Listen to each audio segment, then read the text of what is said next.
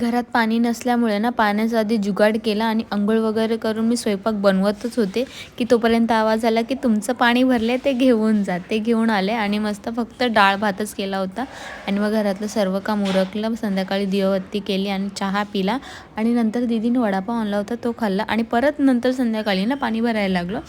आणि हा काय एका जागेवरती थांबत नाही म्हणून त्यासाठी स्पेशल सीट बनवली होती आणि त्याला तिथे बसवलं होतं आणि तो एकदम देवासारखा ना तिथे गपचूप शांत असा बसला होता. म्हणजे किती गोंडस दिसतोय तो ते बघा तुम्ही फक्त. मला खरं सांगते आज ना पाण्याची किंमत कळाली आहे पूर्णपणे. बिचारा त्या जागेवर बसून ना पार पामला होता म्हणून त्याला मांडीवर घेतला आणि त्याच्यासोबत पाणी भरलं आणि मग त्याला चॉकलेट दिलं कारण तो पूर्ण वेळ शांत बसला होता. आणि नंतर त्यांनी मला चारलं आणि नंतर तोच रडायला लागला की का खाल्लं. वा, The artist.